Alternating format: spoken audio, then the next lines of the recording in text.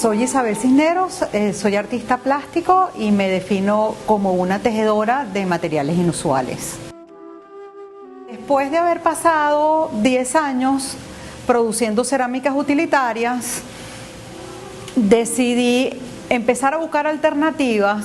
a las características rígidas y opacas del material cerámico. El primer paso que di fue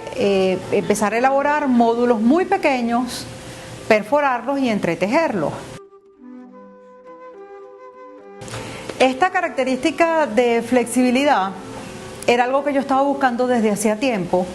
porque uno de los conceptos que yo quería transmitir con mi trabajo era la adaptación, tanto al medio ambiente como a toda la situación, a todo el entorno que lo va rodeando a uno como artista mientras uno va trabajando. Y un día yendo a las mercerías había un saldo de botones, había una remesa que estaba descontinuada, que no la podían vender, que estaba en una caja, y la dueña de la mercería me ofreció que la comprara todo el lote completo. Me vine para el taller con el lote y realmente ahí se me abrió una ventana magnífica. La ventana de el material que no es frágil como la arcilla, el material que es mucho más liviano que la arcilla,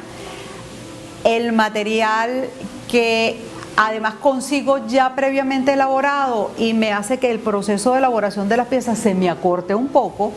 pero sobre todo el material que tiene color. A partir de ahí fui viendo con mucho más detenimiento todos los materiales que estaban en torno a la industria textil, al vestuario, a la tapicería, a la confección de cortinas, y realmente creo que fue una ventana muy nutritiva, una ventana muy estimulante a mi trabajo y me aportó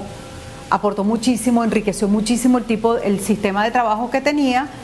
y además me permitió hacer juegos, tratar de hacer piezas utilitarias a partir de materiales textiles, o sea, empezar a trabajar con un doble juego entre lo que era la cerámica, el textil y lo utilitario,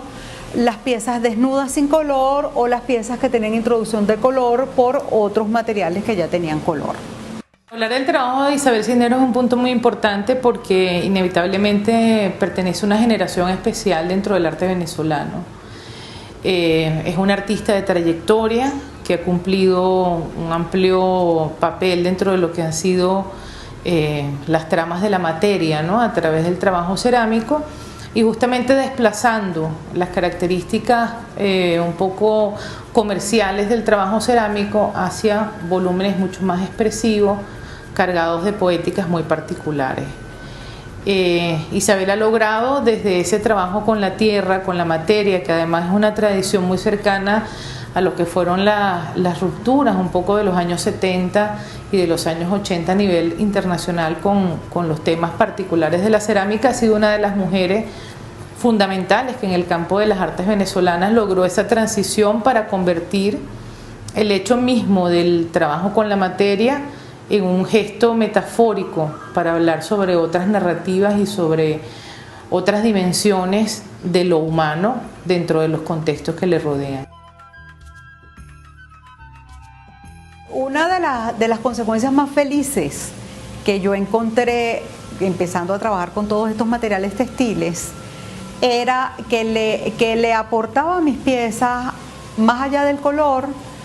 la liviandad,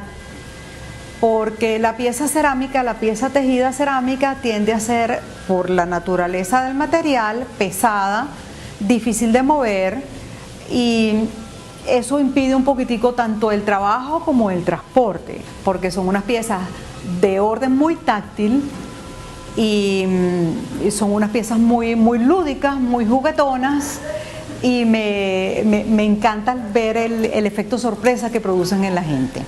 Yo nunca tengo una intención clara de cómo va a ser el resultado final de la pieza, pero cuando la termino, la forma y la manera como ella se mueve alude mucho alguna forma natural, y eso me hizo reflexionar mucho sobre el tipo de reciclaje que yo estaba empezando a plantearme con mi trabajo. Normalmente yo no reciclo de cosas que ya fueron utilizadas y que yo elaboro, limpio, acomodo y manipulo para trabajar. Yo reciclo cosas que tenían otro destino, y ese destino ya no se puede llevar a cabo. Ser artista en la Venezuela de hoy implica grandes dificultades. El oprobioso régimen de control centralizado que ha sometido todo a los edictos del poder afecta los procesos creativos individuales. Ha dejado a los artistas no como parte de un colectivo vibrante que pudiera estar apoyado por procesos que promoviera el Estado, sino como gente que trata de sobrevivir a las circunstancias que actualmente vive el país. La situación actual económica del país nos ha hecho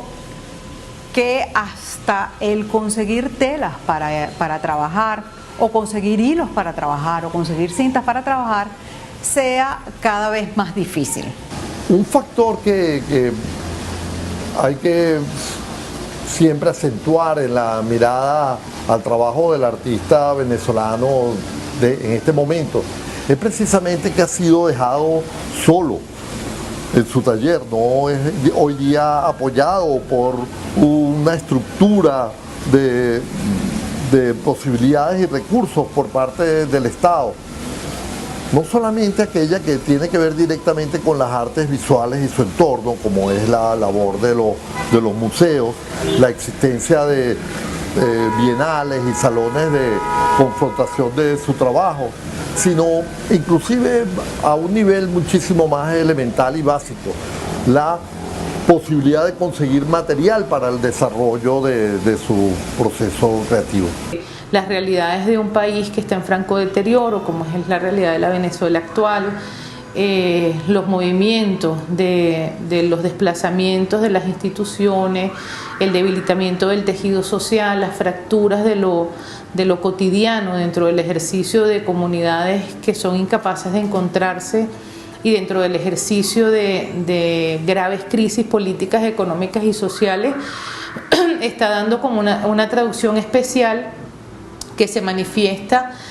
en las conexiones directas con la memoria, es decir, con esa especie de individuo que ha perdido su particularidad y su contexto y su piso, ese individuo que pertenece a un país que no existe y que completa un artista que vive en una especie de exilio dentro de su propio territorio. Ha despertado conexiones muy importantes con la memoria, con la conexión con el padre, con los vínculos, con aquellos libros y aquellos textos y aquellas estrategias del discurso, del logos, de la palabra, de la trama, del color, que eran la esencia, que hacen o que constituyen la esencia de lo que uno es, ¿no? Este proyecto de papel fue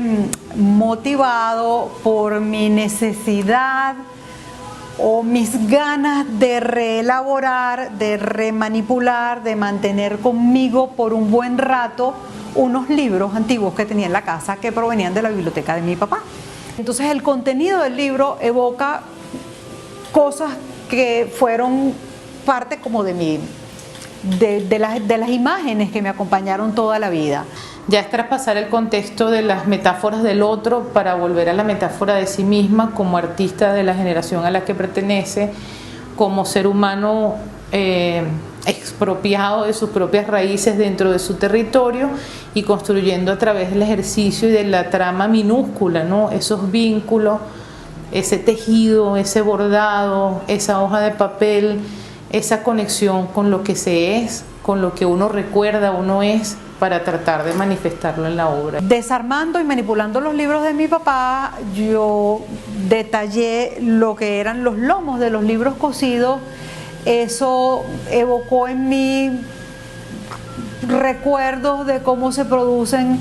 los trabajos de nido de abejas, los ensartados de diferentes pliegues de tela, y eso hizo que aproximara el trabajo por esa vía. Todos los procesos textiles me llaman la atención como curiosidad, nunca los he estudiado formalmente. Y en cerámica sí tuve una formación paralela en escuelas de arte, en talleres pequeños, en el taller de Cándido Millán, en el taller de la Asociación de los Artistas del Fuego, pero nunca tuve la posibilidad, porque aquí no existe, de estudiar arte como una carrera. Los casos en los cuales yo empecé a trabajar con arcilla, me di cuenta que la técnica de beadwork era como la más apta para lo que yo pretendía hacer, como cuando estoy trabajando con estas cosas de telas, tiene más que ver una técnica de plegados, de costuras, técnicas de entretejidos, de cintas, y entonces bueno, yo voy retomando, voy tomando y voy robándome los sistemas de elaboración que voy necesitando en el momento para los materiales que tengo. Normalmente coloco el material enfrente y empiezo a probar por una vía, por la otra, por una vía, por la otra, armo, desarmo sin pudor, boto sin pudor, lo que no me gusta lo boto, y bueno, y ahí voy ensayando hasta que logro lo que yo considero que es óptimo para el material que tengo. He invertido grandes horas de tiempo averiguando, viendo, curioseando ropa, cómo se fabrica la ropa, ver tutoriales de cómo se hacen las cosas, pasarelas de alfombras rojas, todas esas cosas son las que me alimentan y me dan fantasías para mi trabajo. Personalmente, como investigadora, soy una investigadora joven que conoce el trabajo de Isabel desde hace un tiempo. Creo que bueno, que estos son los gestos, ¿no? Los gestos importantes que situaciones de grandes momentos de crisis producen triste y positivamente en la obra de un artista, y lo llevan a explorar nuevas dimensiones y a saltar seguridades, ¿no? Campos de seguridad para lanzarse en el riesgo de eso que está pasando entre sí mismo, con los otros y con el afuera. Yo creo que la obra de Isabel Cisneros en este caso está dando un salto muy importante, está construyendo una poética a partir de ese deterioro y está consolidando importantes vínculos de trabajo que yo estoy segura en el futuro la van a llevar a nuevos territorios.